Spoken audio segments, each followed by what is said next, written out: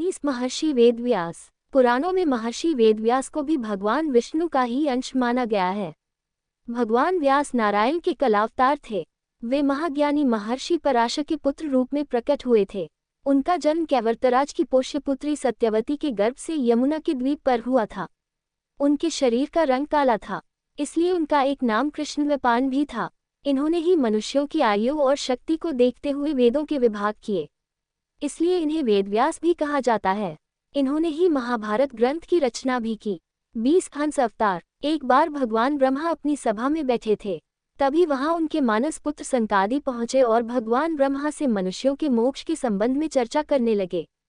तभी वहां भगवान विष्णु महाहंस के रूप में प्रकट हुए और उन्होंने सनकादि मुनियों के संदेह का निवारण किया। इसके बाद सभी ने भगवान हंस की पूजा की। इसके बाद महाहंस रूपधारी श्री भगवान अदृश्य होकर अपने पवित्र धाम चले गए। 21 श्रीराम अवतार। त्रेतायुग में राक्षसराज रावण का बहुत आतंक था, उससे देवता भी डरते थे। उसके वध के लिए भगवान विष्णु ने राजा दशरथ के यहाँ माता कौशल्या के गर्भ से पुत्र रूप में जन्म लिया। इस अवतार में भगवान विष्णु ने अनेक राक्षसों का वध किया और मर्यादा का पालन करते हुए अपना जीवन यापन किया। पिता के कहने पर वनवास गए। वनवास भोगते समय राक्षसराज रावण उनकी पत्नी सीता का हरण कर ले गया।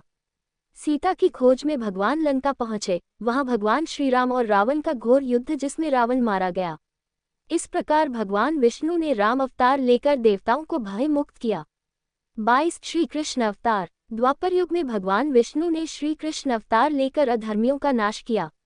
भगवान श्री कृष्ण का जन्म कारागार में हुआ था। इनके पिता का नाम वसुदेव और माता का नाम देवकी था।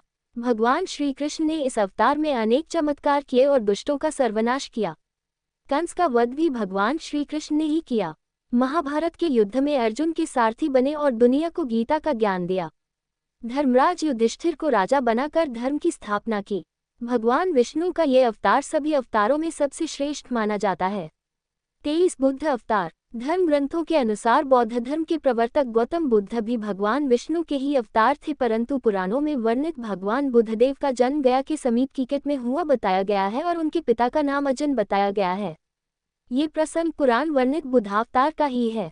एक समय दैत्यों की शक्ति बहुत बढ़ गई। देवता भी उनके भय से भागने लगे। राज्य की कामना से दैत्यों ने देवराज इंद्र से पूछा कि हमारा साम्राज्य स्थिर रहे, इसका उपाय क्या है। तब इंद्र ने शुद्ध भाव से बताया कि सुस्थिर शासन के लिए यज्ञ एवं वेदविहित आचरण आवश्यक है।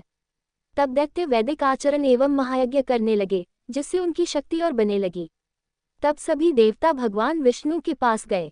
तब भगवान विष्णु ने देवताओं के हित के लिए बुद्ध का रूप धारण किया। उनके हाथ में माजनी थी और वे मार्ग को बुहारते हुए चलते थे। इस प्रकार भगवान बुद्ध दैत्यों के पास पहुंचे और उन्हें उपदेश दिया कि यज्ञ करना पाप है। यज्ञ से जीव हिंसा होती है। यज्ञ की अग्नि से कितने ही प्राणी भस्म हो जाते हैं। भगवान बुद्ध के उपदेश से दैत्य प्रभावित हुए। उन्होंने यज्ञ व वैदिक आचरण करना छोड़ दिया।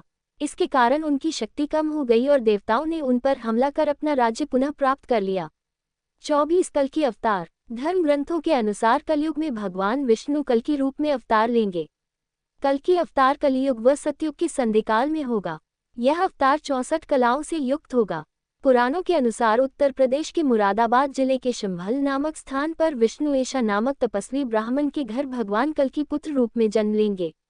कल्कि देवदत्त नामक घोड़े पर सवार होकर संसार से पापियों का विनाश करेंगे और धर्म की पुनः स्थापना करेंगे।